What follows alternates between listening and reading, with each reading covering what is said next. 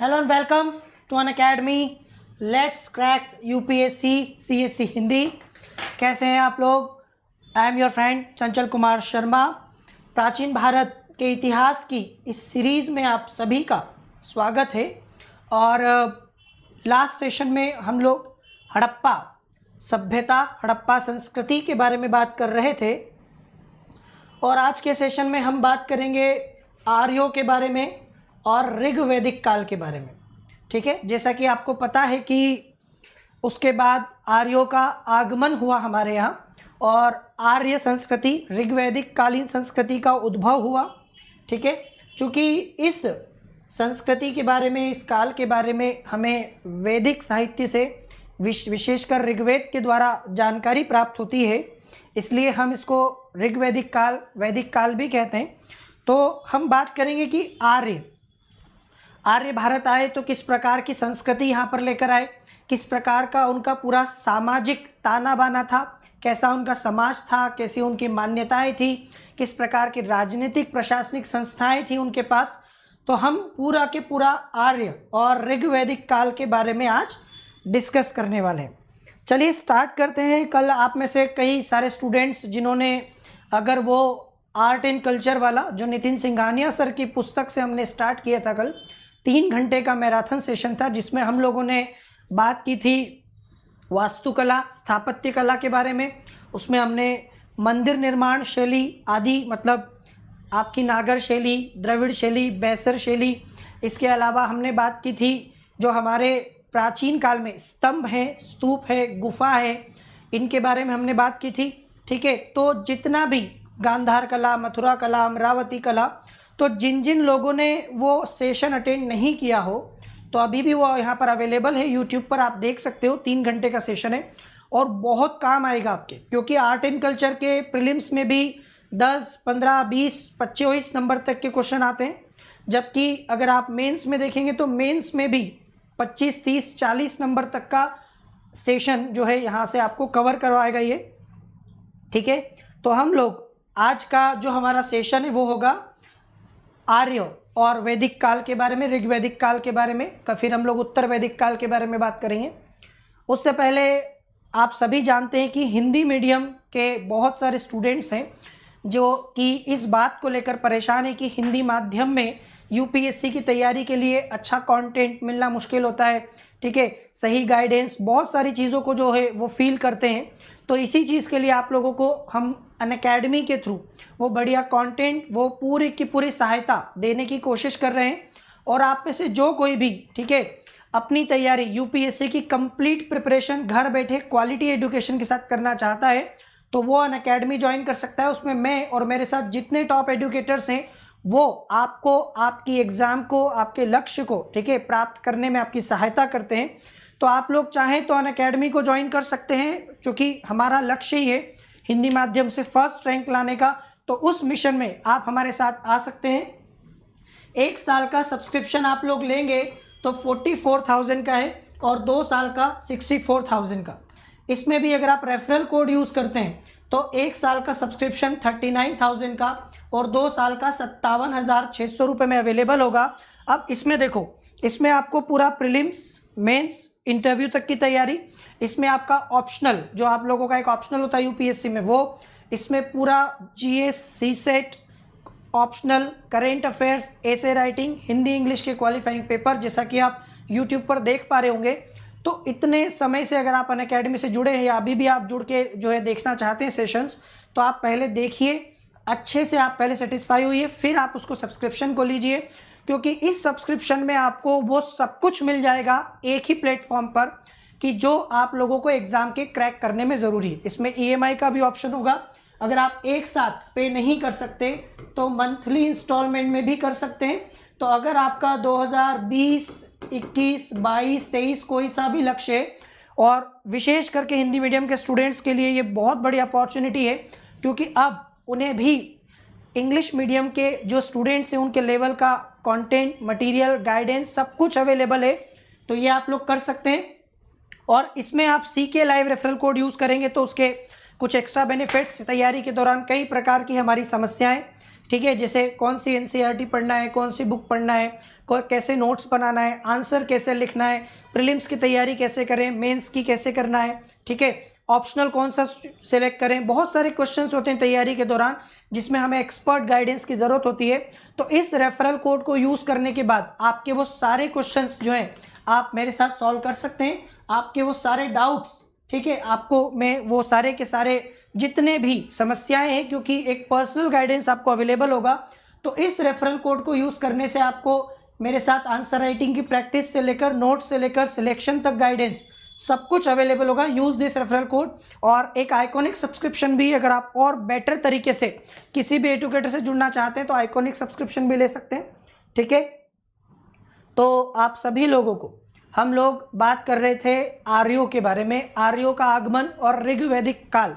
चूँकि मैंने अभी आपसे कहा कि ऋग्वेद, ठीक है, जो कि सबसे प्राचीनतम वेद है, तो ऋग्वेद इस पूरे समय का, इस काल की जानकारी देने का हमारे पास एक महत्वपूर्ण स्रोत है, ठीक है। इसीलिए हम लोग इसे ऋग्वैदिक काल भी कहते हैं। आर्यों के बारे में आप सभी जानते हैं कि आर्य कहाँ के मूल निवासी हैं। तो मुख्य रूप से ये आल्प्स पर्वत जो है यूरोप में, आल्प्स के आसपास के ये निवासी हैं, खासकर पूर्व से। और ये लगभग 1500 ईसा पूर्व के आसपास भारत आए ऐसा माना जाता है, ठीक है। और कई सारे साक्ष्य हैं इसके बारे में। तो सबसे पहले तो हम देखें कि इनका मूल निवास ये है कहाँ के। आर्य का मतलब क्या होता है? आर्य का मतलब होता है श्रेष्ठ, ठीक है। आर्य का मतलब क्या होता है? श्रेष्ठ। तो ये हमारे यूरेशिया के मूल निवासी हैं, आल्प्स के पूर्वी भाग में, ठीक है। इनका मूल निवास, आल्प्स पर्वत के बारे में सुना होगा आपने, यूरोप में जो है ये एक फोल्ड माउंटेन, मोड़दार पर्वत है। इसके पूर्वी क्षेत्र में जो यूरेशिया कहलाता है वहाँ इनका मूल निवास माना जाता है।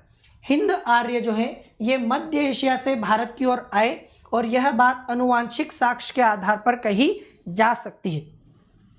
तो ये तो क्या हो गया? ये तो कहीं ना कहीं, ठीक है, कहीं ना कहीं हमें ये बताता है कि ये कहाँ के मूल निवासी हैं और कब ये भारत आए। तो मैंने आपको बताया लगभग 1500 ईसा पूर्व में ये भारत आए ऐसा माना जाता है, ठीक है। तो 1500 ईसा पूर्व से कुछ पहले लगभग ये भारत आए। और हम लोग देखते हैं कि हमारे यहाँ कई सारे, ठीक है, जो जानवरों के नाम हैं, वृक्षों के नाम हैं, जैसे कुत्ता, घोड़ा और दूसरे अन्य पशु के साथ देवदारू, मैपलिन जैसे जो वृक्ष हैं, इनके नाम हिंद यूरोपीय भाषाओं में समान रूप से। तो जो हिंद यूरोपीय भाषा है जिससे कि इस एरिया की अधिकांश भाषाओं का जन्म हुआ है, तो ये जो शब्द हैं ये आपको लगभग उसमें भी वैसे के वैसे समान रूप से मिलते हैं। तो इससे हम अंदाज़ा लगाते हैं कि इन लोगों का जो क्षेत्र है वो इस पूरे एरिया में विस्तृत होगा, मतलब यूरेशिया से लेकर तो भारत तक, ठीक है। इसमें ईरान को भी आप लोग काउंट कर सकते हैं, अफगानिस्तान वगैरह, ये इनका पूरा एरिया रहा होगा। ये लोग जो हैं नदियों और वनों से, ठीक है, नदियों और वनों से परिचित थे। इनका मुख्य व्यवसाय, अब सबसे बड़ी बात क्या है? सबसे बड़ी बात यह है कि आर्यों का मुख्य व्यवसाय कृषि नहीं था। मेरी बात समझ में आई आपको? आर्यों का मुख्य व्यवसाय कृषि नहीं था, इनका मुख्य व्यवसाय था पशुचारण। और अगर आपको एक लाइन में कोई पूछे कि आर्य क्या थे या इनकी समाज की प्रकृति क्या थी या कैसे थे ये लोग, तो हम क्या लिखेंगे? ये एक जनजातीय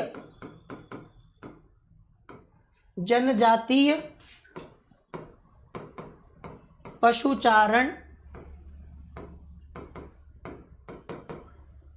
कबीलाई समाज था। बात समझ में आई? क्या थे आर्य? लिख लीजिए, इसको नोट कर लीजिए। आर्य क्या थे? जनजातीय पशुचारण कबीलाई समाज। तो ये जनजातीय स्वरूप था आदिवासियों की तरह, ठीक है, जनजातीय स्वरूप था, पशुचारण था। मुख्य रूप से ये पशुओं पर ही निर्भर थे, ठीक है। पशुओं को नए नए चारागाहों की खोज करना, चारागाहों पर जाना, ठीक है, वहाँ पर पशुचारण करना, ये इनका मेन काम था, मुख्य व्यवसाय था। तो जनजातीय पशुचारण और कबीलाई, कबीलों में रहते थे, बहुत सारे कबीले थे इनके, ठीक है। अलग अलग कबीलों के बारे में आपने पढ़ा होगा। तो आर्यों के बारे में हम एक लाइन में सारी बात क्लियर कर सकते हैं, जनजातीय पशुचारण कबीलाई समाज। क्लियर है? आया समझ में? जनजातीय पशुचारण कबीलाई समाज, तो पशुचारण मतलब पशुओं को चराने के लिए, और मुख्य लड़ाई पशुओं को लेकर, जानवरों को लेकर ही थी। ठीक है, अपने जानवरों की सुरक्षा करना एक बहुत बड़ा टास्क था दूसरों से। यहाँ पर जानवर चुरा चुरा के, मवेशियों को चुरा के ले जाया जाता था, तो इनका पशुओं पर बहुत कुछ निर्भरता थी, पशुओं का बहुत कुछ इसमें रोल था, भूमिका थी। तो ये जनजातीय पशुचारण कबीलाई समाज बन गए, कोई बहुत सभ्य नहीं थे। अब इसमें आगे अगर हम देखें कि जब ये पहले शुरुआत में जब आए थे तो ये नए नए चारागाहों आदि की खोज में थे, फिर धीरे धीरे ये कृषि को मुख्य व्यवसाय बनाए, बाद में कृषि अच्छी खासी होने लगी, धीरे धीरे स्थायी रूप से बसने लगे। ठीक है, तो ये तो इनकी प्रकृति हो गई। अब देखो एक और चीज़ आपको समझना है कि आर्य जब भारत आए, तो जब इनका आगमन हुआ तो डेफिनेटली कोई ना कोई यहाँ पर पहले से होगा। मतलब आर्यों के पूर्व में जो लोग भारत में निवास कर रहे थे, जिन्हें आमतौर पर दास और दस्यु कहा जाता है, तो आर्यों का इन दास और दस्युओं से संघर्ष हुआ। मेरी बात समझ में आई? तो जब ये आए तो क्या हुआ? इनका संघर्ष हुआ। यहाँ रहने वाली स्थानीय प्रजातियों से, जातियों से क्या हुआ? इनका संघर्ष हुआ। ठीक है, और बाद में, ठीक है, बाद में क्या हुआ? बाद में आप देखोगे कि उस संघर्ष में ये विजयी हुए, बाद में इनके आपस में भी झगड़े हुए। मतलब पहले तो ये जो यहाँ पहले पुराने समय से जो लोग रहा करते थे, स्थानीय और प्रजाति, उससे लड़े, और बाद में आपस में भी, ठीक है, आपस में भी इनमें विवाद हुआ, लड़ाइयाँ हुई। तो आपसी संघर्ष भी आपको आर्यों में दिखाई देगा, और इसी चीज़ को हम लोग देखेंगे अभी। तो ये लोग कैसे परिचित थे नदियों और वनों से, वो हमने देखा। इससे बड़ी बात यह कि इनके जीवन में घोड़े का, अश्व का जो है सबसे अधिक महत्व था। जब हम सिंधु घाटी की बात करते हैं तो मैंने आपको बताया था कि सिंधु घाटी सभ्यता अश्व केंद्रित नहीं थी। मतलब सिंधु घाटी सभ्यता में हमें घोड़े नहीं दिखाई देते, लेकिन हाँ, आर्यों का पूरा जीवन इस पर केंद्रित था। घोड़ों का बहुत महत्व था। पहली बात तो ये कि घोड़े बहुत ज़्यादा इंपॉर्टेंट थे इनके लिए, और इन्हीं घोड़ों के सहारे इतने लंबी लंबी यात्राएं इन्होंने की, पहाड़ चढ़ना भी इनके लिए संभव हुआ। तो घोड़ों पर, ठीक है, इनका बहुत महत्व था। और पहली बार पालतू घोड़ा ईसा पूर्व 6ठी सहस्राब्दी में काला सागर तथा यूराल पर्वत के क्षेत्र में, ठीक है, प्रयोग में लाए गए थे। ये एक फैक्ट है।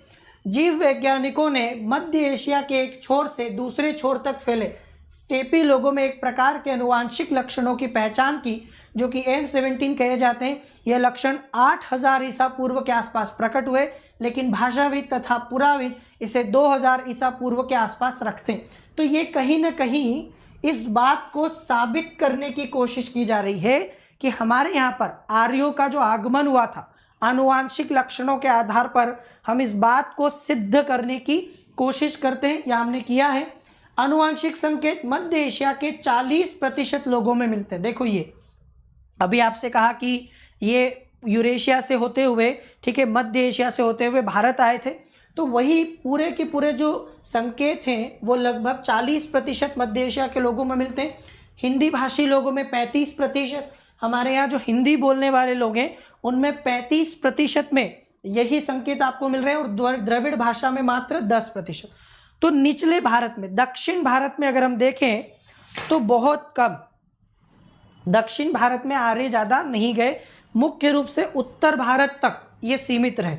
ठीक है, क्योंकि दक्षिण भारत में हमें आर्यों के बारे में ज़्यादा आनुवांशिक संकेत नहीं मिल रहे। जेनेटिक जिसको आप कहते हैं, वो हमें जो जेनेटिकल साइन है वो हमें सिर्फ और सिर्फ उत्तर भारत में ज़्यादा मिल रहे हैं। मध्य एशिया, उत्तर भारत, हिंदी भाषी पट्टी, यहाँ पर इससे कहा जा सकता है, समझा जा सकता है कि आर्यों का मूल स्थान और मूल निवास हमारा उत्तर भारत था। ठीक है, दक्षिण भारत इनसे ज़्यादा जुड़ा हुआ नहीं था। भारत में अगर आर्यों की जानकारी है तो वो ऋग्वेद से मिलती है। आपको पता है कि ऋग्वेद सबसे प्राचीन वेद है, और इसी से हमें पता चलता है आर्यों के बारे में बहुत कुछ, जैसे उनकी संस्कृति, ठीक है, उनके राजनीतिक व्यवस्था, उनके सोच विचार, उनके कर्मकांड, उनके दैनिक प्रकृति की जो एक आर्य, उनके बारे में हम लोग ऋग्वेद पर, ठीक है, ऋग्वेद पर हम लोग क्या करते हैं, उसके लिए निर्भर है। तो ऋग्वेद सबसे प्राचीन वेद है जो हमें आर्यों के बारे में जानकारी देता है, इसीलिए इस काल को ऋग्वेदिक काल भी कहते हैं। अब अगर ऋग्वेद में हम देखें तो आर्य शब्द, इसका उल्लेख आपको 36 बार मिलेगा। 36 बार मिलने का मतलब है कि इतनी बार उसमें आर्य शब्द आया है। इसमें 10 मंडल है। आपको पता है कि ऋग्वेद के बारे में कुछ चीज़ें आपको पता होगी कि हमारे यहाँ सबसे प्राचीन 4 वेद हैं। चारों वेदों में ऋग्वेद सबसे प्राचीन माना जाता है। उसके अलावा 3 और वेद हैं, सामवेद, अथर्ववेद और यजुर्वेद। तो ये जो चारों वेद हैं उनमें ऋग्वेद सबसे प्राचीन है और इसमें आर्य शब्द का उल्लेख हुआ है और 36 बार हुआ है, मतलब कहीं ना कहीं बार बार आर्य शब्द आया है। इस वेद के बारे में कहा जाता है कि इसका दूसरे से लेकर 7वें तक का जो मंडल है, टोटल आपको पता है कि ऋग्वेद में 10 मंडल हैं,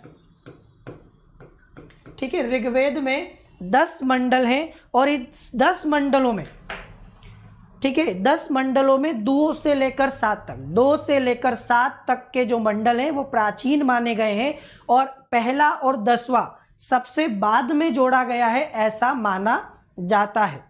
तो इसके बारे में आप लोग ऋग्वेद में देख सकते हैं। ऋग्वेद आपको बताएगा कि 2 से 7 तक जो है वो प्राचीन है और 1 और 10 जो है वो बाद में जोड़ा गया है ऐसा माना जाता है।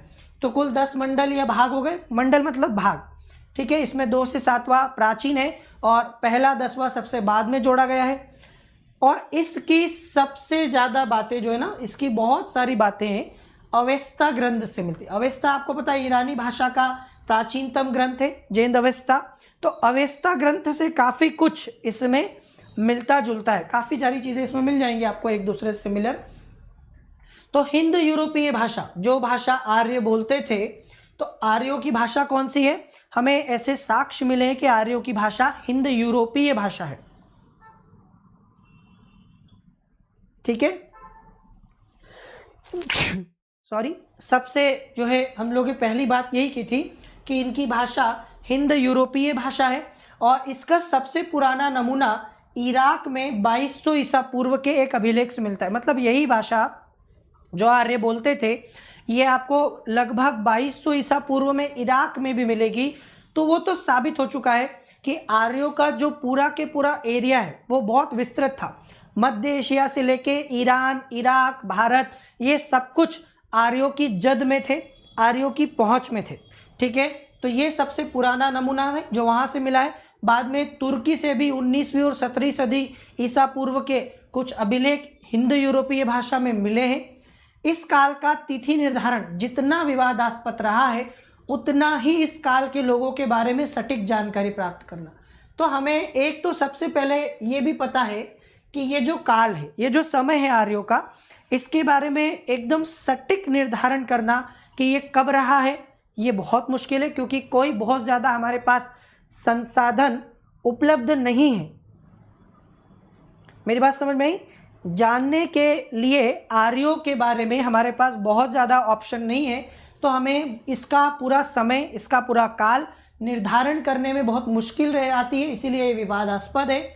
और इससे भी ज़्यादा इस काल की सटीक जानकारी प्राप्त करना भी मुश्किल है। ऋग्वेद संहिता की रचना इस काल में होती, अतः इस काल की जानकारी का एकमात्र साहित्यिक स्रोत ऋग्वेद है। और ऋग्वेद के अलावा, ठीक है, ऋग्वेद के अलावा और कोई हमें ऐसा कोई साहित्यिक स्रोत नहीं दिखाई दे रहा जो कि हमें बताता है इस काल के बारे में या आर्यों के बारे में। Is that clear?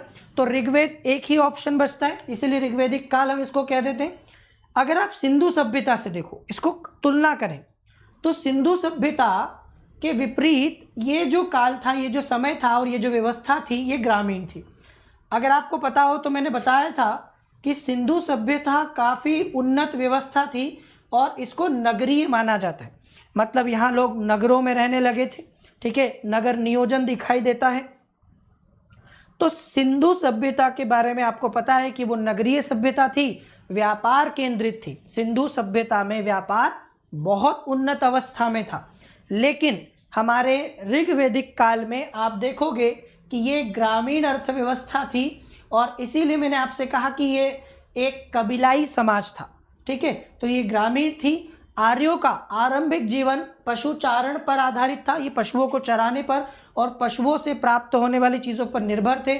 कृषि उनके लिए गौण कार्य था, खेती किसानी में ज़्यादा उनका कोई रुचि भी नहीं थी और ज़्यादा उनको कुछ उसमें फ़ायदा भी नहीं, तो कृषि में कोई ज़्यादा काम दिमाग लगाया नहीं उन्होंने।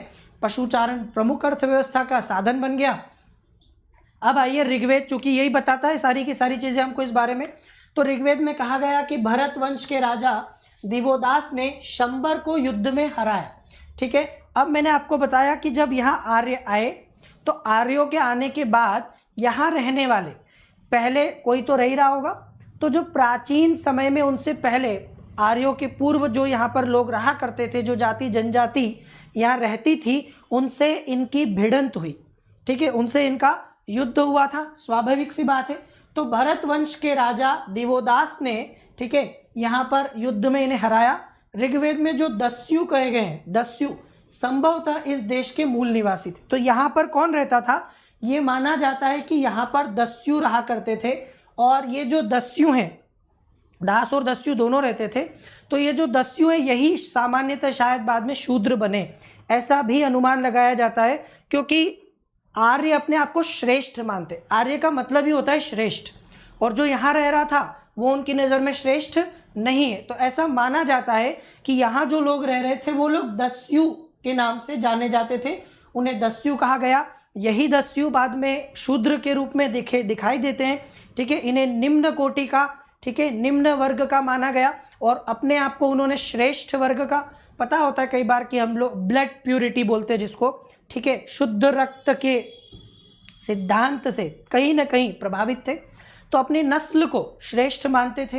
तो ये लोग जो है रहते थे वो दस्यु कहे गए और यही इस देश के संभवतः मूल निवासी थे। तो फिर आर्य जो है, ठीक है, आर्य के जिस राजा ने इनको पराजित किया वो त्रिदस्यु कहलाया। ठीक है, त्रिदस्यु कहलाया और राजा दासों के प्रति कोमल और दस्युओं का परम शत्रु रहा। तो दास के प्रति इतना ज़्यादा कोई मन में उनके वो था नहीं बैरभाव या शत्रुता, लेकिन दस्युओं के प्रति उनके मन में बहुत ज़्यादा, हम कहें कि विद्वेष या घृणा के भाव थे। तो दस्युओं को अपना शत्रु माना जो यहाँ पर पहले से रह रहे थे, लेकिन दासों के प्रति कोई बहुत ज़्यादा उनके मन में ऐसा कुछ कटुता नहीं थी। ऋग्वेद में दस्यु हत्या शब्द का उल्लेख हमें बार बार मिलता है। ये बात सही है कि अगर आप ऋग्वेद को देखेंगे तो आपको दास हत्या नहीं मिलेगा। ऋग्वेद में दास हत्या के बारे में नहीं लिखा गया है, तो इससे यही सिद्ध होता है कि दास को लेकर थोड़ा सॉफ्ट थे, लेकिन दस्युओं को लेकर, ठीक है, बहुत ज़्यादा कटुता थी। तो दस्यु हत्या का बार बार उल्लेख आया है, दस्युओं को मारने के बारे में बार बार ऋग्वेद में बात की गई है, चर्चा की गई है, बार बार उल्लेख हुआ है। दस्यु लोग शायद लिंग पूजक थे, ठीक है, और दूध के लिए पशुपालन नहीं किया करते थे, यही यहाँ के मूल निवासी थे। इसके बाद में जनजातीय संघर्ष हुआ। मैंने आपको बताया कि जब आर्य आए तो पहले तो यहाँ के मूल निवासियों से लड़े और मूल निवासियों से लड़ने के बाद जब यहाँ स्थापित हो गए तो आपस में लड़े। ठीक है, जनजातीय संघर्ष दिखाई देता है। ऋग्वेद में इंद्र को पुरंदर कहा गया है। पुरंदर का मतलब होता है दुर्ग को तोड़ने वाला, दुर्ग मतलब किला, पुरंदर का मतलब होता है किलों को तोड़ने वाला, दुर्ग को तोड़ने वाला। और आपको पता है कि इंद्र जो है वो ऋग्वेद में एक बहुत प्रमुख देवता के रूप में है। ऋग्वेद में इंद्र की, पुरंदर की स्तुति के बहुत सारे श्लोक हैं, मंत्र हैं, और इन्हें माना गया है कि ये असुरों से लड़ते थे। ठीक है, असुरों से लड़ते थे और ये मानवता की भलाई के लिए कार्य करते थे, ऐसा माना गया है। तो इंद्र बहुत प्रमुख देवता हैं जिन्हें पुरंदर ऋग्वेद में कहा गया, और पुरंदर का मतलब होता है किलों को, दुर्ग को तोड़ने वाला। ठीक है, और फिर उसके बाद आर्यों की जीत का कारण अश्वचालित रथ होना था। तो अश्वचालित मतलब घोड़ों के द्वारा चलाए जाने वाले रथ, ऐसा माना जाता है कि इनकी जीत में इनका बड़ा योगदान था। आप सभी लोगों ने महाभारत देखी होगी, रामायण देखी होगी, तो रामायण और महाभारत में, ठीक है, आपने देखा होगा कि युद्ध होते थे तो वो लोग अपने रथ पर जाते थे, उन रथों को घोड़े खींचते हैं। ठीक है, आपने ये B.R. चोपड़ा की रामायण में भी देखा होगा, ठीक है, महाभारत में और रामानंद सागर की रामायण में आपने देखा होगा कि वो अश्वचालित रथ होते थे। तो वो आर्य जो है इनका प्रयोग किया करते थे और इसी कारण ऐसा माना जाता है कि उन्होंने इतने बड़े पैमाने पर जीत दर्ज की, ठीक है, क्योंकि इसका फायदा उनको युद्ध में मिलता था, अश्वचालित रथों का फायदा उनको मिलता था, ठीक है। उस जमाने में आज की तरह युद्ध के हथियार नहीं थे, टैंक वगैरह, गाड़ियां वगैरह ये सब नहीं हुआ करते थे ना, तो अश्वचालित रथ का होना अपने आप में एक एडवांटेज था। तो इनके पास में घोड़े थे और उन घोड़ों से ये रथ खिंचवाते थे, ठीक है। इनके पास शायद कवच और अन्य अस्त्र हुआ करते थे। हमने बहुत सारे महाभारत और इनमें इनके बारे में सुना है, जैसे इंद्र ने दिया था जो है कवच और कुंडल जो ले लिया था कर्ण से, आपने सुना होगा कर्ण के पास एक कवच और कुंडल हुआ करता था। और भी जितने भी महारथी महाभारत और रामायण में दिखाई देते हैं वो युद्ध आदि से पहले, ठीक है, आप देखिए कि कवच धारण करते थे, ठीक है। तो कवच और ऐसे कुछ अस्त्र इनके पास थे, इसके भी प्रमाण मिले हैं। आय में, ठीक है, आर्यों में आंतरिक और बाह्य दोनों प्रकार के संघर्ष हुए, ये तो मैंने आपको पहले ही बता दिया। परंपरा के अनुसार आर्यों के 5 कबीले अर्थात जन थे जो समुदाय में पंचजन कहलाते थे। तो ऐसा माना जाता है कि आर्यों के टोटल 5 कबीले थे जिन्हें पंचजन कहते हैं, ठीक है। ये पूरे 5 जनों में या 5 कबीलों में बटे हुए थे जिन्हें हम पंचजन कहते हैं। तो भरत और त्रित्सु ये आर्यों के शासक वंश थे और इनके पुरोहित वशिष्ठ जो है वो दोनों ही वंशों से कहीं ना कहीं पुरोहित थे। तो भरत और त्रित्सु के नाम मिलेंगे आपको जो आर्यों के शासक थे, और वशिष्ठ का नाम सुना होगा आपने, वशिष्ठ गुरु इनके पुरोहित हुआ करते थे जो इनको सलाह आदि देते थे, इनके लिए यज्ञ आदि किया करते थे। तो भरत वंश का 10 राजाओं के साथ में विरोध हुआ था और उसमें 5 आर्य प्रधान थे और 5 गैर आर्य थे। आपने सुना होगा दशराग्य युद्ध के बारे में,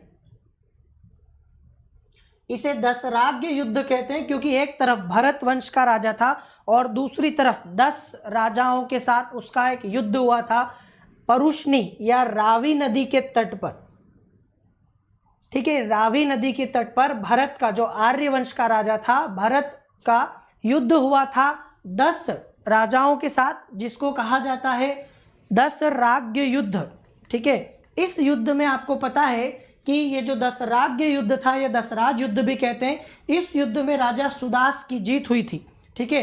भरत वंश के राजा सुदास की जीत हुई और भरतों की, ठीक है, प्रभुसत्ता भारत में स्थापित हुई। तो ये बहुत बड़ा युद्ध था क्योंकि इस युद्ध के बाद में स्थापित बहुत बढ़िया तरीके से आर्य भारत में हुए और एक साथ 10 जनों को हराया था। इसमें हालांकि 5 आर्य ही थे और 5 अनार्य थे, तो गैर आर्य भी थे और आर्य भी थे। कुल मिला के 10 राजाओं को एक साथ भरत वंश के राजा ने, सुदास ने हराया था और भरतों की प्रभुसत्ता कायम हो गई। लेकिन बाद में भरत और हारने वाले जितने राजा हारे थे ना, उनमें जो 5 आर्य थे उनमें सबसे बड़ा था पुरु। मेरी बात समझ में आई आपको? तो एक तो भरत जो विजेता हुआ था भरत वंश, और दूसरा हारने वालों में एक वंश था पुरु जो अपने आप में आर्य ही था। तो भरत और पुरुओं ने मिलकर एक नए वंश और साम्राज्य की स्थापना की जिसको कुरु वंश कहते हैं। अब यहाँ से आपको समझ में आएगा, समझ में आया? तो सुदास के साथ में जब 10 राजा लड़े तो वो हार गए, जीता कौन? सुदास जीत गया। तो सुदास के जीतने के बाद जो हारे हुए थे उनमें से एक सबसे बड़ा वंश जो था पुरु, तो उस पुरु और भरत के बीच में मित्रता हो गई, ठीक है। ये एक हो गए और इन्होंने एक नया वंश या एक नया साम्राज्य कुरु की स्थापना की। फिर इन कुरु और पांचालों ने मिलकर एक और नए साम्राज्य की स्थापना की, ठीक है। आपको पता है कि कुरु वंश के ही जो आने वाले उत्तराधिकारी हैं वो कौरव कहलाए। अब आपको पता है कि कौरव और पांडवों के बीच में महाभारत का युद्ध हुआ। तो कुरु डायनेस्टी या कुरु वंश की उत्पत्ति कैसे हुई, समझ में आ गया आपको? कि जब युद्ध हो गया और युद्ध के बाद में भरत वंश के राजा और पुरुओं के बीच में, ठीक है, भरत और पुरु के बीच में मैत्री हुई और दोनों ने मिलकर एक नया वंश, एक नया कुल बना लिया, कुरु। और यही कुरु आने वाले समय में कौरव कहलाए। शायद आप सभी परिचित होंगे कौरव पांडवों के बीच में हुए युद्ध महाभारत से, सभी हमारे यहाँ पर जानते हैं, भी लॉकडाउन में आपने देखा भी होगा। तो यही कौरव हो गए, ठीक है। उनकी अधिकांश लड़ाइयाँ गाय को लेकर होती थी। आर्यों की सबसे बड़ी बात यह है कि इनकी अधिकांश लड़ाइयाँ गाय को लेकर हुई। तांबे या कांसे के अर्थ में यहाँ पर अयस शब्द का प्रयोग हुआ है। मतलब ऋग्वेद में जहाँ जहाँ पर एक धातु का नाम आया है अयस, तो अयस क्या है, हम ऐसा अनुमान लगाते हैं कि ये जो अयस है, ये अयस दरअसल क्या है, ये एक धातु है जो या तो तांबा होगी या कांसा होगी। मतलब हम एग्जैक्ट क्लियर नहीं है, बिल्कुल हमें अभी ये क्लियरिटी नहीं है कि वो तांबा था या कांसा था, पर था इन दोनों में से एक। हालांकि ताम्रपाषाण काल में हम लोग तांबे की भी बात कर चुके हैं, सिंधु घाटी सभ्यता में हम कांसे की भी बात कर चुके हैं, लेकिन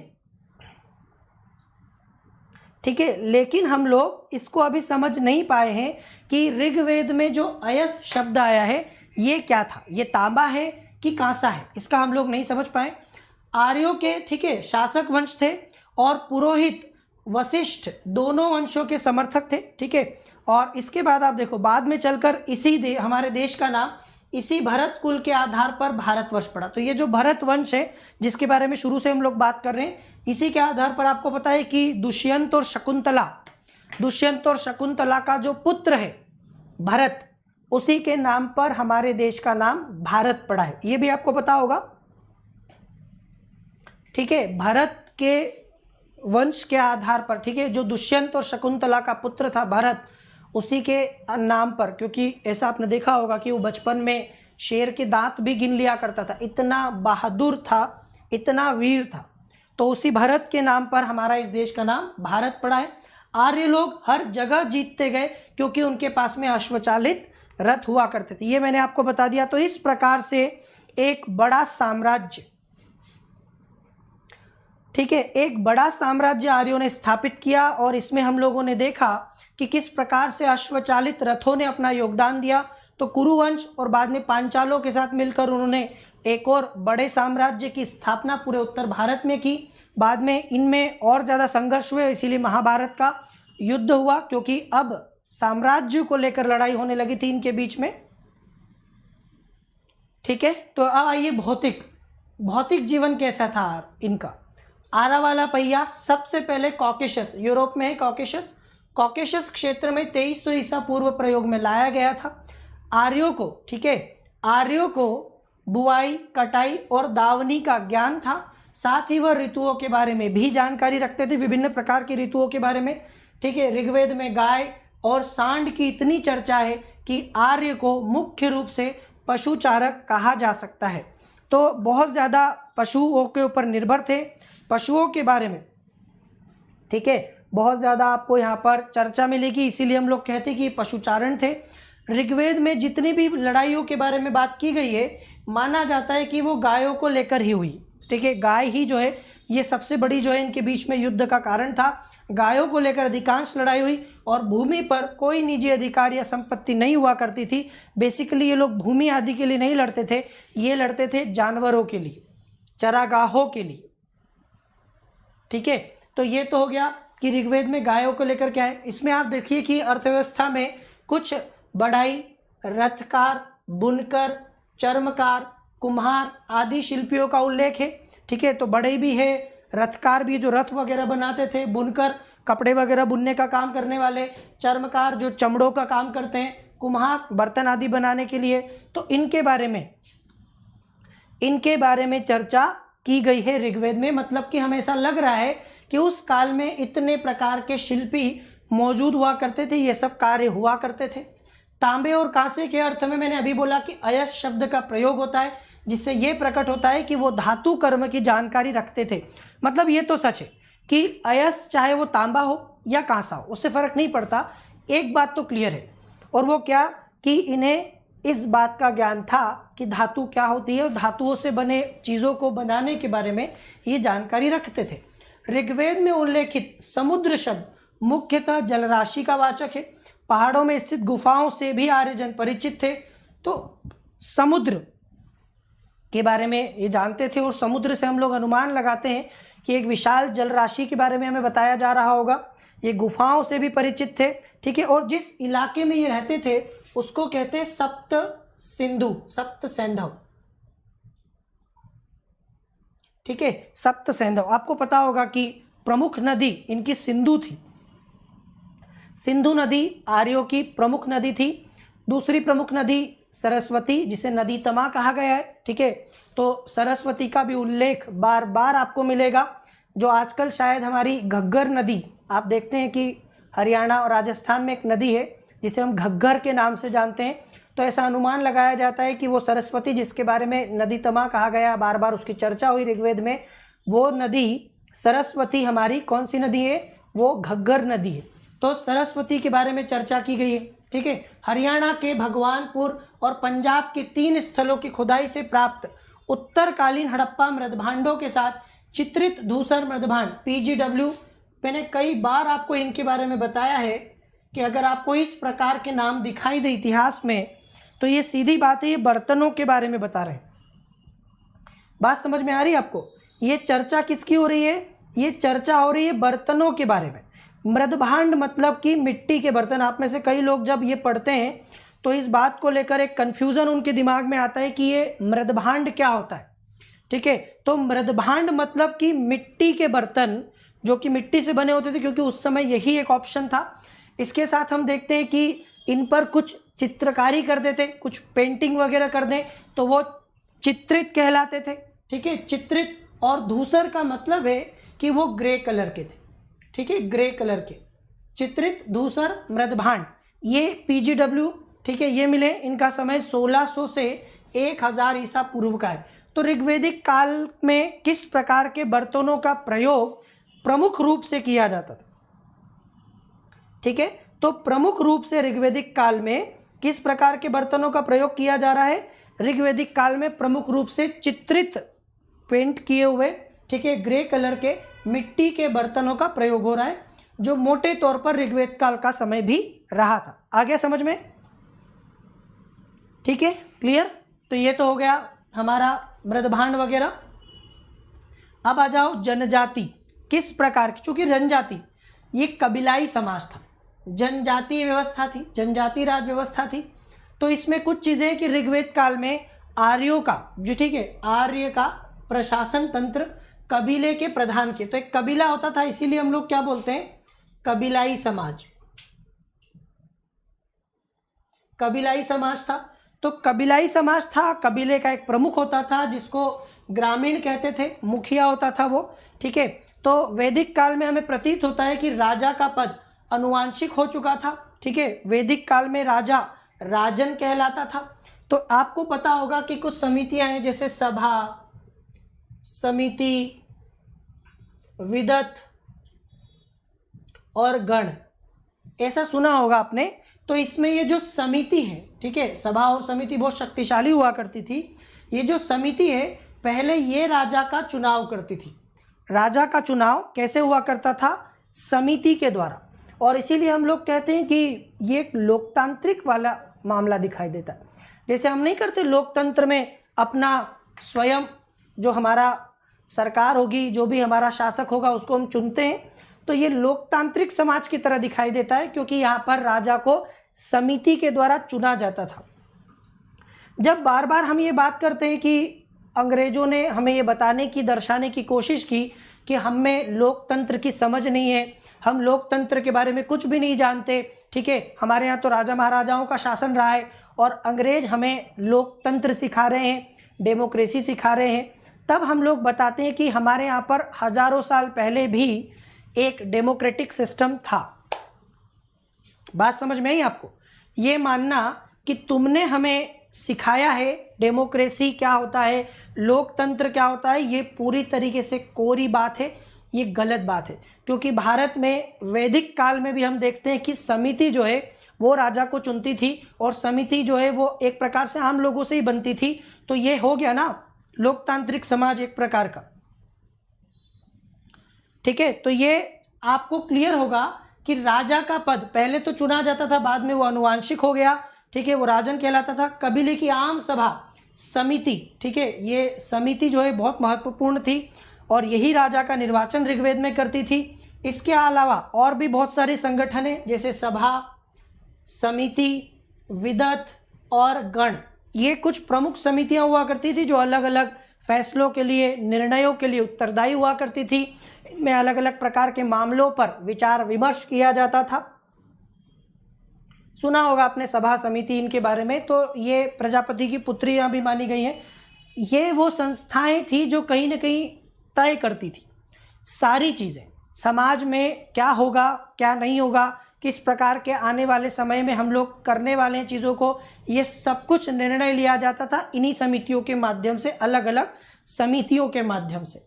तो इनके बारे में आपको ऋग्वेद में मिलेगा, और इनमें महिलाओं को भी भाग लेने की अनुमति थी। बड़ी बात यह है कि शुरुआत में स्त्रियों को अच्छा खासा अधिकार था। वैदिक काल में स्त्रियों को सभा और विदत में भाग लेने की अनुमति थी, मतलब कि इनको काटा छाटा नहीं गया था। महिलाओं के अधिकार बराबर थे, और इनको भी, ठीक है, इनको भी उसमें भाग लेने का अधिकार था। मतलब महिलाओं को समान अधिकार दिए गए थे, तो वो भाग ले सकती थी। इसके अलावा दो प्रमुख नाम हैं पुरोहित के रूप में, एक वशिष्ठ और एक विश्वामित्र। तो वशिष्ठ और विश्वामित्र ये दो महान पुरोहित हुए थे। इसमें आप वशिष्ठ को देखिए कि वो थोड़े रूढ़िवादी हैं, और विश्वामित्र हैं वो थोड़े उदारवादी हैं। तो दो बड़े पुरोहितों का नाम आपको मिलेगा ऋग्वेद में, वशिष्ठ और विश्वामित्र। क्लियर?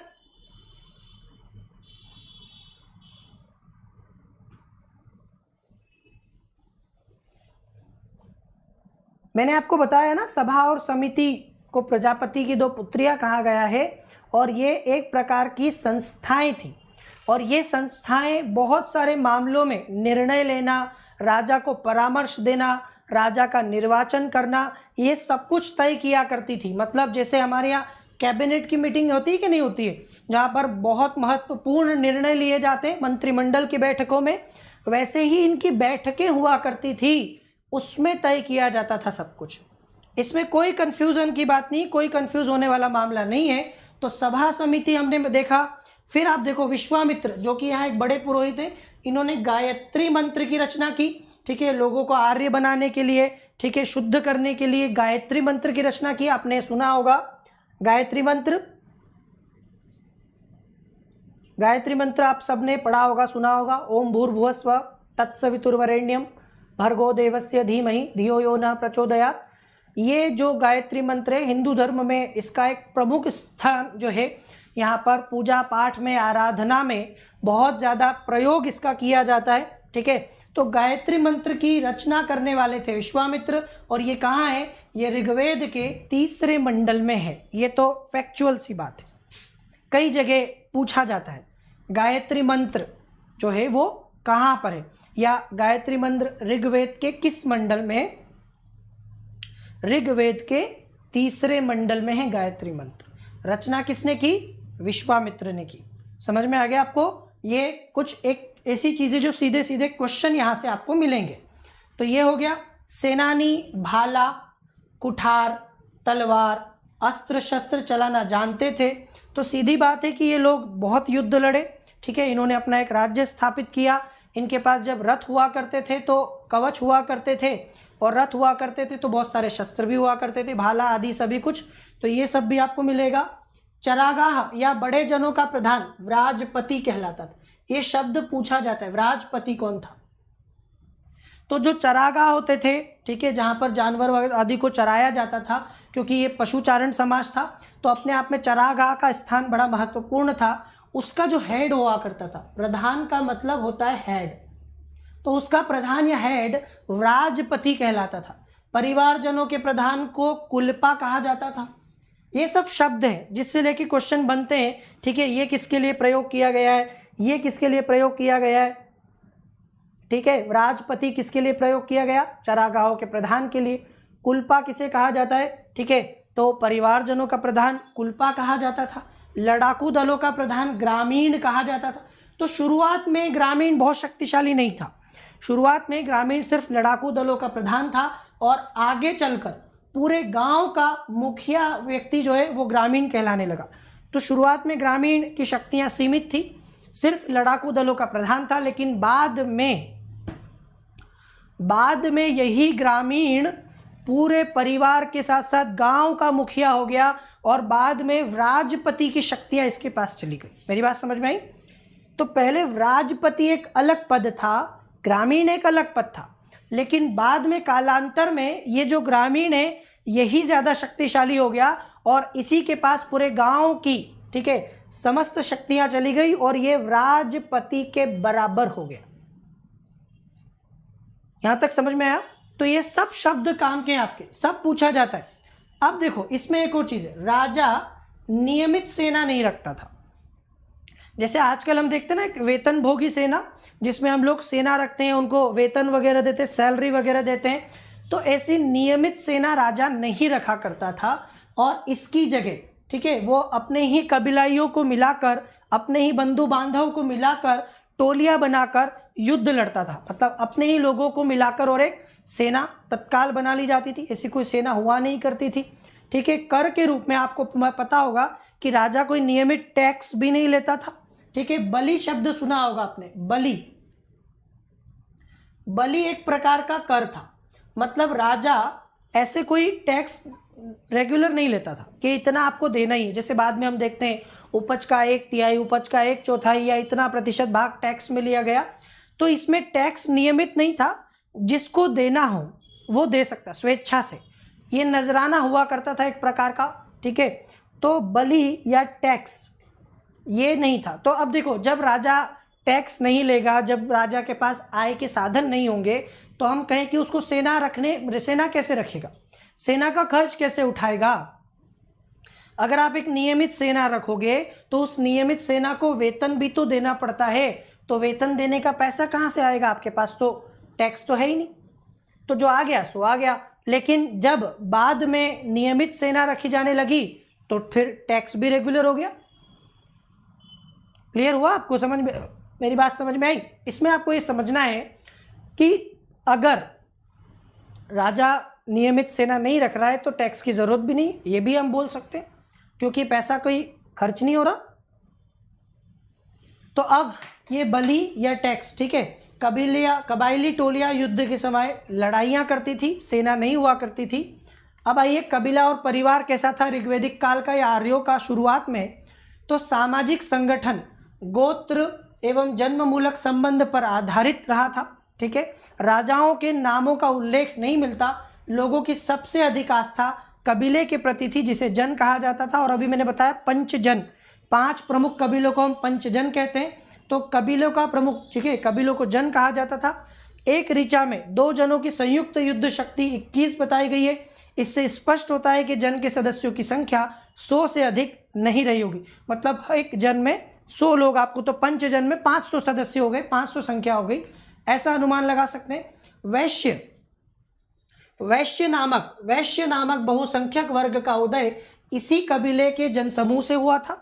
ऐसा भी माना जाता है कि वैश्य फिर यहीं से आया, जो बाद में व्यापार आदि के लिए, ठीक है, जाना जाता है। ऋग्वेद में परिवारवाचक कुल शब्द का प्रयोग विरल है। इसमें केवल माता, पिता, पुत्र, दास ही नहीं आते, बल्कि और भी लोग आते। तो जहां हम बात करते हैं कुल,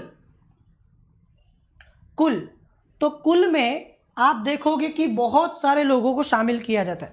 आपने सुना होगा कुल, आज भी हम लोग इस शब्द को यूज करते हैं।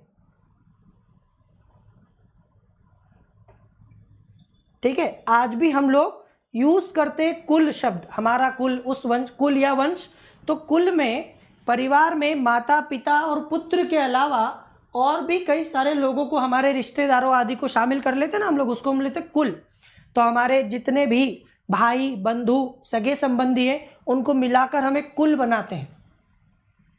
तो वो कुल शब्द आपको मिलेगा ऋग्वेद में। प्रतीत होता है कि आरंभिक वैदिक अवस्था में परिवार के लिए गृह शब्द का प्रचलन था। तो परिवार मतलब क्या? गृह। आजकल हम घर के लिए करते हैं। पोते, नाती, भांजे, भतीजे के लिए केवल एक ही शब्द के प्रयोग से प्रतीत होता है कि पृथक कुटुंब की स्थापना की दिशा में पारिवारिक संबंधों का विभेदीकरण अधिक नहीं था। तो कोई बहुत सारे शब्द अलग अलग रिश्तेदारों के लिए आपको नहीं मिलेंगे, सबके लिए हमें लगभग एक ही शब्द मिलेगा। ऋग्वेद में बेटी की कहीं भी कामना व्यक्त नहीं की गई, ठीक है। तो आपको ये भी शब्द मिलेगा कि ऋग्वेद में बेटी के लिए कोई कामना नहीं है, मतलब ऐसी मांग नहीं की गई, ऐसी इच्छा जाहिर नहीं की गई पुत्री के लिए, ठीक है। प्रजा, संतान और पशु की कामना सूक्तों में बार बार आई है। प्रजा को संतान की तरह माना गया, राजा की संतान की तरह बोला गया है। स्त्रियां सभा में भाग ले सकती थी, पति के साथ यज्ञ में आहुति भी दे सकती थी। अब ये आपको पता होगा कि ऋग्वैदिक काल और उत्तर वैदिक काल में एक डिफरेंस हो गया कि जहाँ ऋग्वैदिक काल में स्त्रियों की दशा अच्छी खासी थी, वो प्रमुख सभाओं में, समितियों में इनमें भाग भी लेती थी पति के साथ, ठीक है। आप देखो यज्ञ आदि में भी भाग लेती थी, ठीक है। उपनयन आदि का भी अधिकार था, यज्ञोपवीत आदि का। लेकिन धीरे धीरे जब उत्तर वैदिक काल आया तो उत्तर वैदिक काल में जैसे समाज में परिवर्तन हुए तो महिलाओं की स्थिति में गिरावट हुई। महिलाओं के साथ साथ समाज में वर्ण व्यवस्था भी आ चुकी थी, तो कुछ लोगों का पतन हुआ वर्ण व्यवस्था के कारण, स्त्रियों की दशा में बहुत गिरावट हुई। अब महिलाओं को कोई विशेष अधिकार नहीं रहे थे, ठीक है। ये भी हम लोग जानते हैं कि उत्तर वैदिक काल में स्त्रियों की गिरावट हुई थी दशा में। तो पहले तो वो सभा में भाग भी लेती थी, पतियों के साथ यज्ञ में आहुति भी दिया करती थी, ठीक है। 20 स्त्रियों का उल्लेख ऋग्वेद के ग्रंथ में मिलता है और बहुपति प्रथा के भी संकेत हैं, मतलब एक स्त्री के एक से ज्यादा पति, बहुपति प्रथा। देखिए होता है बहुपत्नी प्रथा, जब एक व्यक्ति, ठीक है, एक पुरुष एक से ज्यादा पत्नियां रखता है तो उसे बहुपत्नी प्रथा कहते हैं।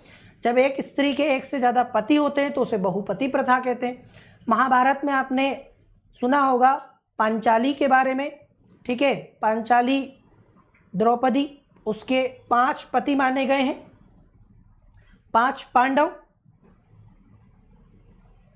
ठीक है। 5 पांडव आपको मिलेंगे, उनके 5 पति थे, ठीक है।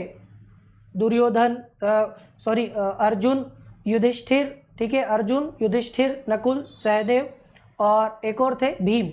ये 5 पति, ठीक है, माने गए थे, आपको पता है।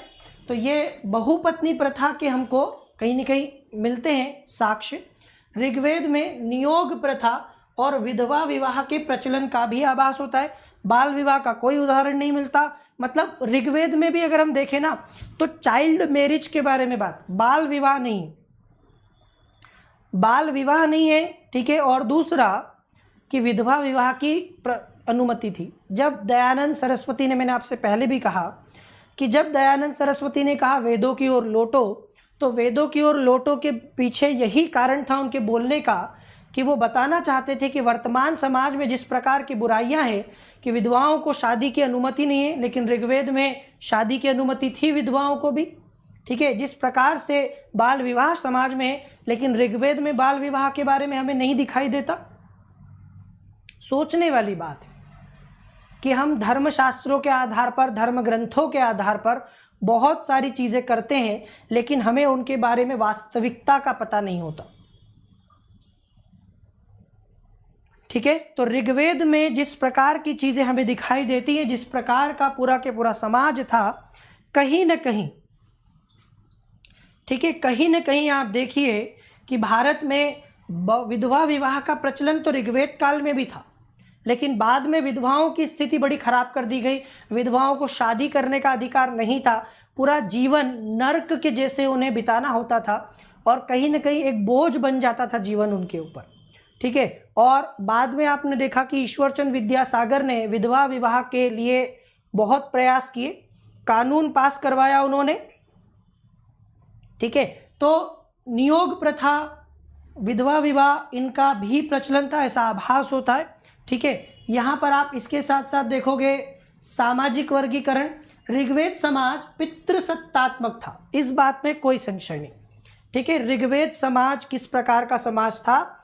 ये हमारे एक तरीके से पितृ से मेल डोमिनेंट सोसाइटी, यहाँ पर भी जैसे हम सिंधु घाटी सभ्यता के बारे में क्या बात करते हैं, सिंधु घाटी सभ्यता मात्र सत्तात्मक है, हमें ऐसा लगता है। मात्र सत्तात्मक क्यों है? क्योंकि हमें कई प्रकार के ऐसे साक्ष्य मिले हैं जिससे हमें लग रहा है कि कहीं ना कहीं वो मात्र सत्तात्मक होगी। लेकिन ऋग्वेद, ठीक है, लेकिन अब आप लोग इतना ज़्यादा इंटरेस्ट मत लीजिए, बहुपति प्रथा, बहुपत्नी प्रथा, ये सब में ज़्यादा दिमाग लगाएंगे तो शादी भी नहीं होगी। पढ़ लीजिए थोड़ा सा, नहीं तो एक भी नहीं मिलेगा आपको, ठीक है। अब समझें इस बात को कि हम जब बात कर रहे थे सिंधु घाटी सभ्यता में, ठीक है, सिंधु घाटी सभ्यता में हमें मात्र सत्तात्मक समाज दिखा था। लेकिन ऋग्वेद काल में हालांकि स्त्रियों की स्थिति, महिलाओं की स्थिति अच्छी थी, ठीक है, लेकिन आपको यह भी पता है कि समाज में पुरुष ही मेन था, क्योंकि अभी अभी मैंने बताया कि कहीं भी लड़कियों के बारे में कोई ऐसी इच्छा नहीं की गई, ठीक है, लड़की या पुत्री की कामना नहीं हो रही, मतलब पुत्र चाहिए जो वंश को आगे बढ़ाएगा, ठीक है, जो उनके बाद में उनका पूरा कारोबार संभालेगा, ये आपको मिलेगा।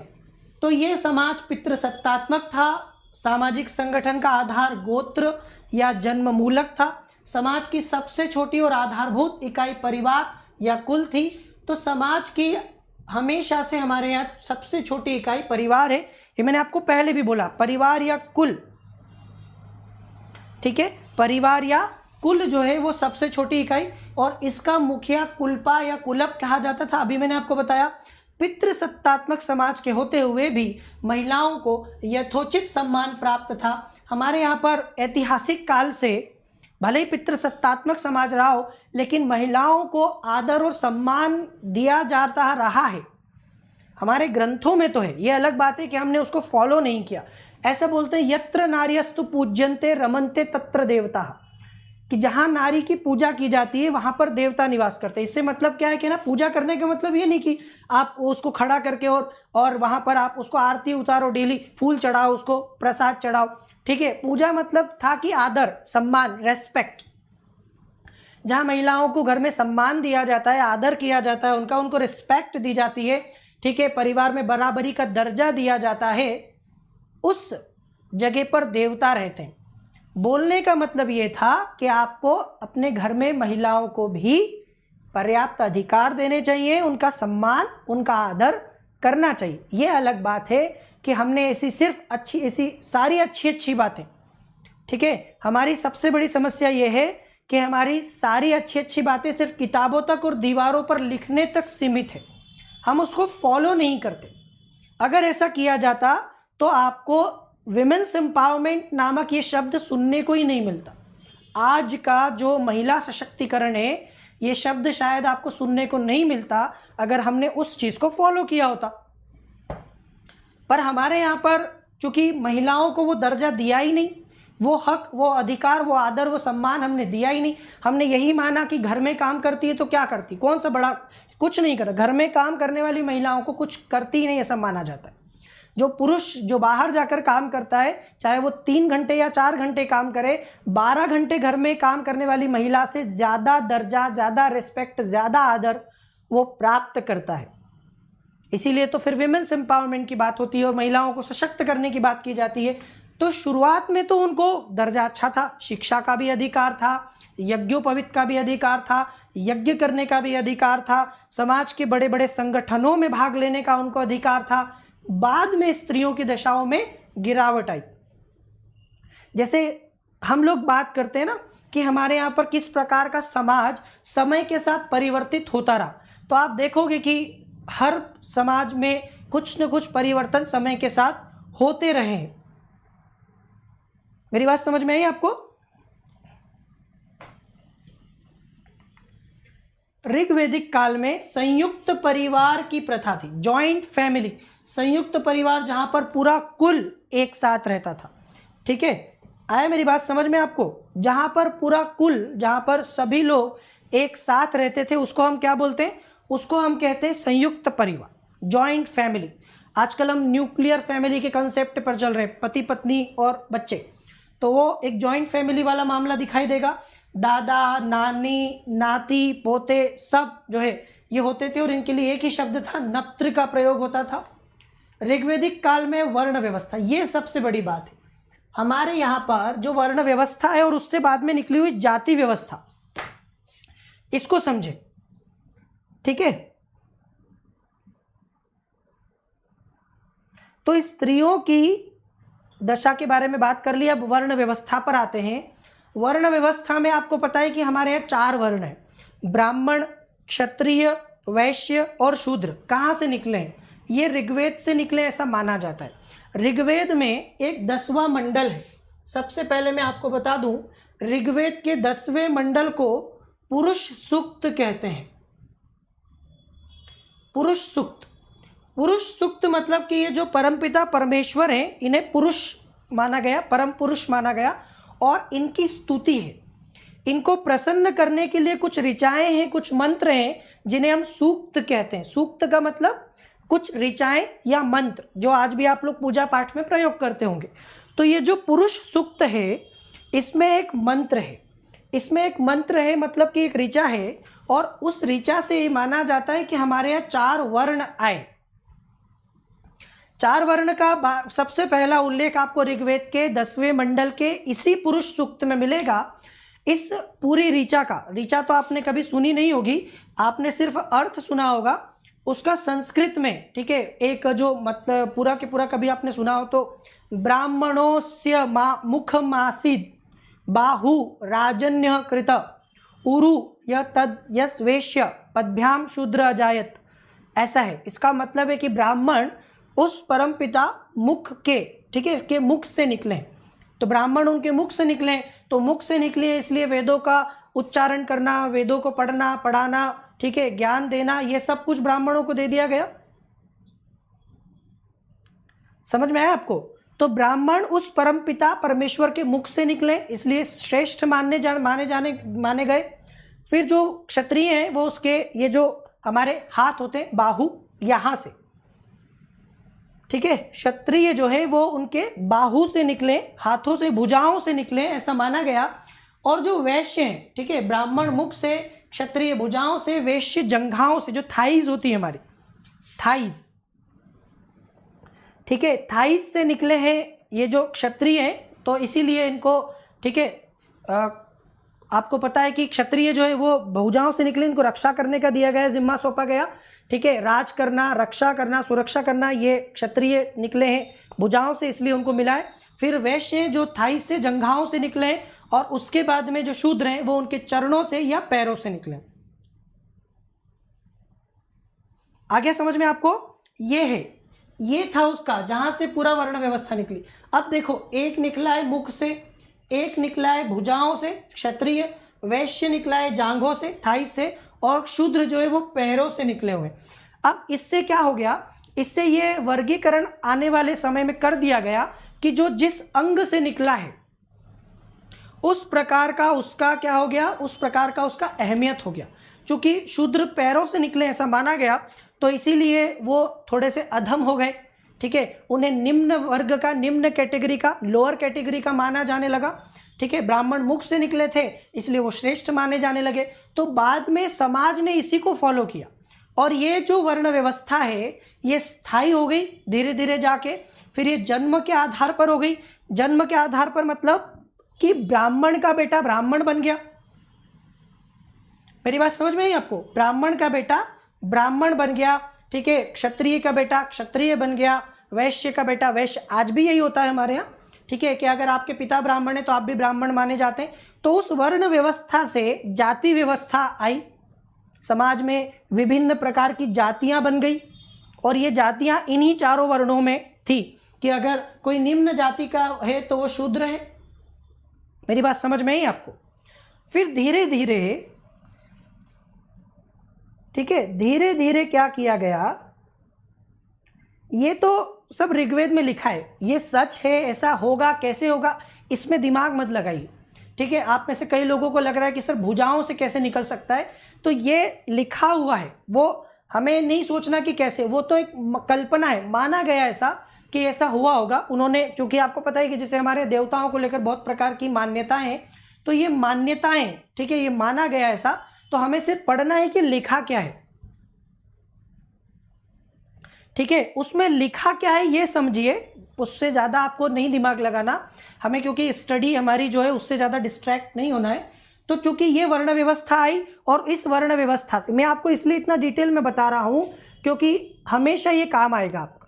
जब भी आप समाज में वर्ग विभाजन के बारे में लिखते हो, जब भी आप समाज में जाति प्रथा के बारे में लिखते हो, ठीक है, जब भी आप समाज में वर्ण व्यवस्था के बारे में लिखते हो, तो यहाँ से उसके बीज निकले हैं, ये आपको पता होना चाहिए।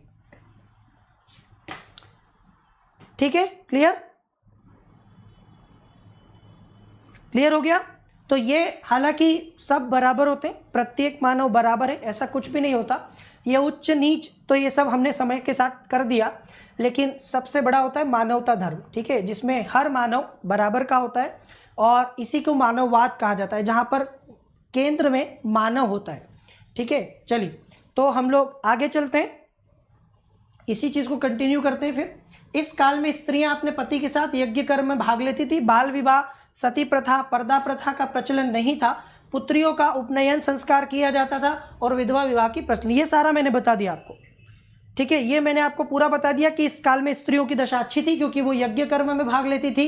ठीक है, सती प्रथा और पर्दा प्रथा का प्रचलन, अब देखो इसीलिए बार बार बोला गया कि राम मोहन राय, जब राजा राम मोहन राय लोगों को ये समझा रहे थे कि सती प्रथा बिल्कुल भी सही नहीं है, सती प्रथा अच्छी नहीं है, जब राजा राम मोहन राय लोगों को ये बताने की कोशिश कर रहे थे कि इसका वेदों में उल्लेख नहीं, तो उन्होंने सहारा लिया इसका वेदों का कि देखो वेद में सती प्रथा का कोई उल्लेख नहीं, तो सती प्रथा हमें क्यों, सती प्रथा बंद कर देनी चाहिए, क्यों फॉलो करते हैं हम सती प्रथा को, ये एक अमानवीय प्रथा है। मेरी बात समझ में आई आपको?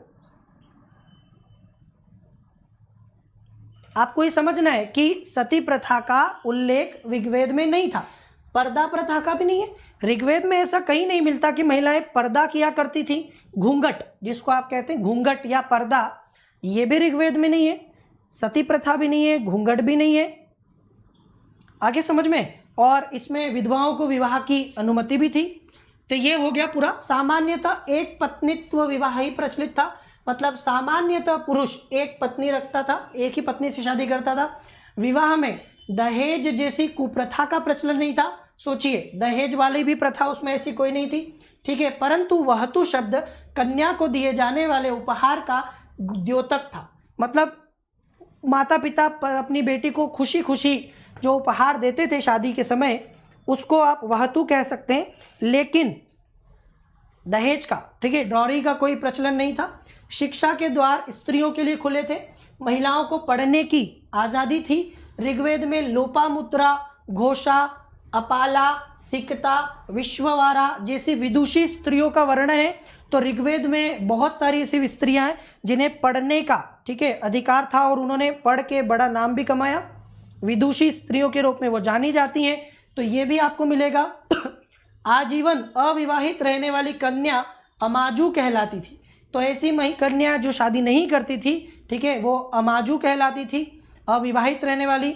पुत्र प्राप्ति के लिए नियोग की प्रथा स्वीकार की गई थी। इसके अंतर्गत महिला को अपने देवर से साहचर्य स्थापित करना पड़ता था। तो यदि पति से, ठीक है, पुत्र प्राप्त नहीं हो रहा तो देवर के साथ में, ठीक है, साहचर्य के द्वारा पुत्र को प्राप्त करने की प्रथा भी थी, नियोग प्रथा। ऋग्वैदिक काल में दास प्रथा का प्रचलन था, ठीक है, किंतु ये प्राचीनतम यूनान और रोम के जैसा बिल्कुल भी नहीं था, दास प्रथा थी। आर्य मांसाहारी और शाकाहारी दोनों प्रकार का भोजन करते थे, ठीक है, दोनों ही प्रकार के भोजन ये लोग किया करते थे। सोम और सूरा का प्रचलन था। सोम के लेकर आपको पता है कि इस हम समझते हैं कि मदिरा, हम ऐसा सोचते हैं कि सोम मतलब शराब या मदिरा कुछ ऐसा था। तो आर्यों का एक प्रिय ये पेय था जिसको पिया करते थे। सोमरस का पान आपने सुना होगा। आर्यों क्या पहनते? सूत, ऊन और चर्म के, ठीक है, सूत के, ऊन के और चर्म के बने वस्त्रों को धारण करते थे। समाज में, ठीक है, विवाह एक पवित्र संस्कार था और दो प्रकार के विवाह थे, अनुलोम विवाह और प्रतिलोम विवाह। देखो, उच्च वर्ण का पुरुष निम्न वर्ण की महिला, उच्च वर्ण पुरुष जब निम्न वर्ण की महिला से शादी करता था तो इसको कहते हैं अनुलोम विवाह। तो पुरुष उच्च जाति का होगा, महिला निम्न, और प्रतिलोम विवाह जब उच्च वर्ण की स्त्री, महिला उच्च वर्ण की है और पुरुष निम्न वर्ण का है, नीचे वर्ण का है, उसको प्रतिलोम विवाह कहते हैं। ठीक है, ये दो प्रमुख विवाह हैं, अनुलोम प्रतिलोम। अनुलोम मतलब कि उच्च वर्ण का पुरुष निम्न वर्ण की स्त्री, और प्रतिलोम मतलब उच्च वर्ण की स्त्री और निम्न वर्ण का पुरुष। ये हो गया विवाह। अब देवता, ऋग्वेद अनेक देवताओं का अस्तित्व मानता है, परंतु इसमें देवियों के अस्तित्व का अभाव मिलता है। तो बहुत सारे देवता ऋग्वेद में हमें दिखाई देते हैं। ठीक है, कौन कौन से आपको पता है कि ऋग्वेद में देवता हैं? तो सबसे ज़्यादा आपको पता है कि इंद्र के बारे में बात हुई है। सभी देवता प्राकृतिक शक्तियों के प्रतीक थे, प्रकृति के प्रतिनिधि के रूप में इनकी 3 श्रेणियां थी। आकाश के देवता, एक होते थे आकाश के देवता, सूर्य, धौस, वरुण, मित्र, पूषण, विष्णु, सविता, आदित्य, उषा, अश्विन, ये आकाश के देवता हैं। ठीक है, अंतरिक्ष के देवता इंद्र, रुद्र, मरुत, वायु, पर्जन्य, यम, प्रजापति, ये अंतरिक्ष के देवता माने गए हैं। और तीसरे पृथ्वी के, अग्नि, सोम, पृथ्वी, बृहस्पति, सरस्वती, ये सब पृथ्वी के। तो 3 प्रकार की श्रेणियां हमें देवताओं की दिखाई देती है। आगे समझ में? 3 प्रकार की, कौन सी 3 प्रकार की कैटेगरी में? आकाश के देवता हैं जिनमें कुछ नाम है, सूर्य, ठीक है, वरुण, मित्र, पूषण, विष्णु, ये सब पता है आपको। सूर्य तो है ही सही, ठीक है, दिन और रात के लिए। इसके अलावा वरुण जो कि हमारे यहाँ पर वर्षा आदि के लिए जाने जाते हैं, ठीक है। पूषण, विष्णु जल के देवता है, वरुण। फिर इसके अलावा अंतरिक्ष के देवता इंद्र जिन्हें पुरंदर कहा गया, रुद्र जो संहार के देवता भी माने जाते हैं, ठीक है, मरुत, वायु, ये सारे। पृथ्वी के देवता अग्नि, सोम, पृथ्वी। देखो इसका लॉजिक क्या है, इसका लॉजिक हम लोग देखें। दरअसल आर्य जब उन्होंने देखा कि दिन होता है, रात होती है, लोग पैदा होते हैं, मर जाते हैं, वर्षा होती है, अनाज पैदा होता है, तो उन्होंने जब ये सब देखा तो उनकी समझ में नहीं आया कि ये क्यों होता है। ठीक है, मतलब कभी रात हो जाती है, फिर दिन हो जाता है, लोग पैदा भी हो जाते हैं, मर भी जाते हैं, पता नहीं अपने आप मर भी जाते हैं, तो उन्हें ये समझ में नहीं आया। तो ये सारी चीज़ें उनकी समझ के बाहर थी। तो उन्होंने क्या किया, इसमें किसी अदृश्य शक्ति का हाथ मारा। क्या माना उन्होंने माना कि कोई शक्ति है, कोई पावर है, इनविजिबल पावर है जो ऐसा करती है। ठीक है, और उन्होंने क्या कर दिया, उन्होंने इन सभी के लिए कोई ना कोई देवता बना दिए कि पानी आ रहा है तो कोई देवता होगा इसके पीछे जो ये पानी गिरा रहा है। ठीक है, फसल हो रही है तो कोई देवता ऐसा कर रहा होगा, कोई व्यक्ति पैदा हुआ तो कोई देवता कर रहा होगा, कोई मर गया तो कोई देवता ऐसा कर रहा होगा। तो उन्होंने क्या किया, उन्होंने अपने जितने भी ये जो पहेलियाँ थी, या हम कहें कि उनके जो प्रश्न थे जो सुलझ नहीं पा रहे थे, उनको उन्होंने कहीं ना कहीं देवताओं के तौर पर स्वीकार कर लिया, उस अदृश्य शक्ति को। ठीक है, ये उन्होंने स्वीकार कर लिया। और उन्होंने में पुरुष और प्रकृति का आरोपण किया, उन्होंने कहीं ना कहीं ने पुरुष और प्रकृति से जोड़ दिया। तो ये सभी देवता, ठीक है, उनके लिए कुछ न कुछ करते थे। तो वो कोशिश करते थे कि ये देवता खुश हों, ये देवता खुश होंगे तो उनको धन देंगे, धान्य देंगे, उनको जो है खुश रखेंगे, उनके बच्चों को खुश रखेंगे, स्वस्थ रखेंगे, पानी गिराएंगे। तो कहीं ना कहीं इन देवताओं की स्तुति में, इन देवताओं की प्रशंसा में उन्होंने बहुत सारे मंत्रों का, ऋचाओं का लेखन किया, जिसको हम लोग ऋग्वेद के तौर पर जानते हैं। आगे समझ में? यहां से ये उत्पत्ति सारी चीजों की हुई।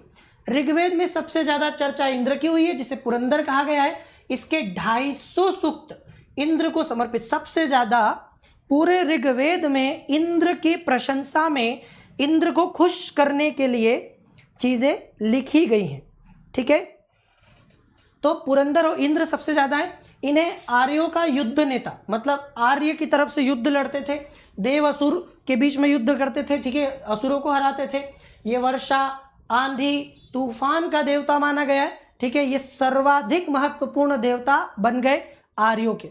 दूसरे अग्नि, अग्नि के लिए 200 सूक्त हैं, सबसे ज्यादा 250 सूक्त हैं इंद्र के, दूसरे हैं 200 अग्नि के लिए। मतलब अग्नि की प्रशंसा में, अग्नि को खुश करने के लिए ठीक है, अग्नि को खुश करने के लिए भी कई प्रयत्न किए गए।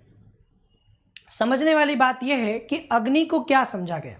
जैसे हम मान लीजिए देवताओं से कुछ कहना चाहते हैं, हम देवताओं को कुछ अर्पण करना चाहते हैं, कुछ देना चाहते हैं, तो वो माध्यम वो अग्नि को बना लिया कि आप अग्नि में कुछ डालिए और वो ऐसे धुआं बन के ऊपर जाएगा और वो आपके आराध्य को मिल जाएगा। मेरी बात समझ में आई आपको? आप क्या करेंगे, आप आहुति देंगे और उस आहुति को जब आप अग्नि में देंगे तो वो अग्नि में जल के धुआं बन के ऊपर जाएगा और वो देवताओं तक पहुंच जाएगा। तो ये अपने देवताओं तक, ठीक है, इसीलिए मुख कहा गया। अग्नि को देवताओं का मुख कहा जाता है, मुंह, माउथ, क्योंकि अग्नि ही वो माध्यम है जिनके माध्यम से आप अपनी जो है चीज़ों को जो आप अर्पित करना चाहते हो देवताओं को, वो पहुंचा सकते हो अपने देवताओं तक। तो ये सबसे दूसरे महत्वपूर्ण देवता हो गए, ठीक है। ये मनुष्य और देवताओं के बीच मध्यस्थता, तो मनुष्य और देवताओं के बीच मध्यस्थता स्थापित करने का काम करते थे। तीसरे प्रमुख देवता है वरुण, ये जल और पानी के देवता थे। इनके लिए 30 सूक्त हैं, 250 इंद्र के लिए, 200 वर अग्नि के लिए और 30 सूक्त, ठीक है, 30 सूक्त हैं वरुण के लिए जो जल के देवता हैं। इन्हें ऋतस्य गोपा क्या कहा गया, ऋतस्य गोपा कहा जाता है। गायत्री मंत्र सवित्र देवता को समर्पित है। इसका उल्लेख ऋग्वेद के 3 मंडल में, अभी बताया विश्वामित्र ने इसकी रचना की थी। सोम को पेय पदार्थ, ठीक है, देवता का माना गया है, ठीक है, देवता का पेय पदार्थ माना गया है सोम को, जिसका उल्लेख ऋग्वेद के 9वें मंडल में है। ऐसा माना जाता है कि इंद्र और बाकी देवता सोम रस का पान करते हैं, सोम जो है वो रस पीते हैं, ठीक है। ये हो गया क्लियर। सरस्वती, ऋग्वेद में सबसे ज्यादा चर्चा सिंधु नदी की हुई है, ठीक है, ये भी आपको पता होगा। दूसरी बड़ी नदी थी सरस्वती, जिसको नदी तमा कहा गया। सरस्वती काफी हम कहें कि उनके लिए पवित्र, जो आज हमारे लिए गंगा का स्थान है ना, गंगा, जैसे गंगा हमारे लिए पवित्र नदी है, वैसे सरस्वती ऋग्वेद में आर्यों की पवित्र नदी है। ऋग्वेदिक काल में मूर्ति पूजा का उल्लेख नहीं मिलता है, ठीक है। ये बड़ी बात है कि उस समय में ऋग्वेद में मूर्तियों की पूजा नहीं होती थी, ठीक है। पूषण ऋग्वेदिक काल में पशुओं के देवता थे, जो बाद में शूद्रों के देवता। तो पूषण के बारे में पूछा जाता है, पूषण कौन है? पूषण ऋग्वेदिक काल के पशुओं के देवता हैं, जानवरों के, ठीक है। बाद में आपको पता है कि वो उत्तर वैदिक काल में शूद्रों के देवता बन गए। तो इस प्रकार से हमने देखा, ठीक है, इस प्रकार से हमने देखा कि ये जो, ठीक है, ये जो ऋग्वेदिक काल है, ऋग्वेदिक काल में हमने बहुत सारे देवताओं, अर्थव्यवस्था, समाज आदि के बारे में बात, ठीक है, की थी। चलें आगे। अब हम लोग इसके बाद हमारा दल बदल परिवर्तन कानून, अच्छा, सबसे ज्यादा चर्चा में और विवाद में एक कानून रहता है, आपने सुना होगा,